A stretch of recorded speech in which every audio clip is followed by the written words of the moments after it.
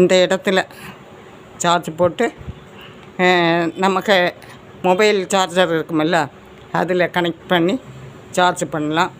Charge பண்ணி இது பாத்திரம் தேய்க்கிறதுக்கு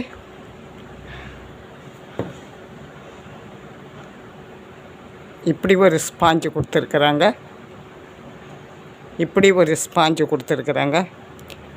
இது வந்து பால் பாத்திரம் தேய்க்கிறதுக்காக இருக்கும்.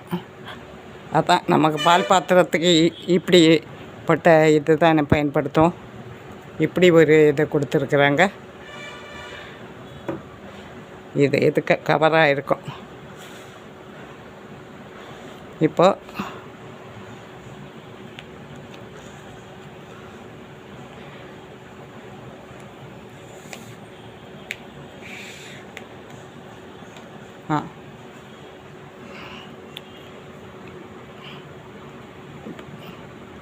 இது இப்போ ஆன் பண்ணால் ரொட்டேட் ஆகிற மாதிரி.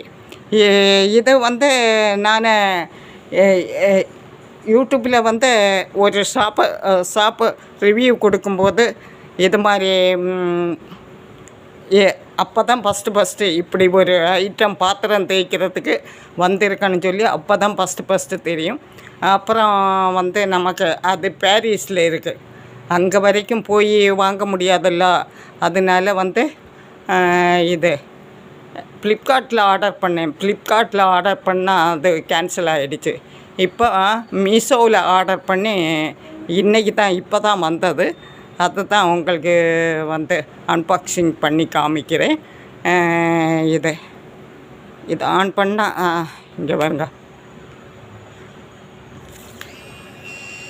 சவுண்டு ஆன் பண்ணால் சவுண்டு வருது. ரொட்டேட் ஆகுது பாருங்கள்.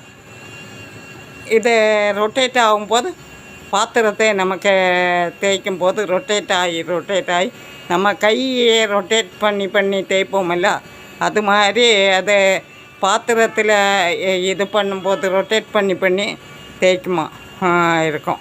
இது சார்ஜ் பண்ணி நமக்கு யூஸ் பண்ணுறது.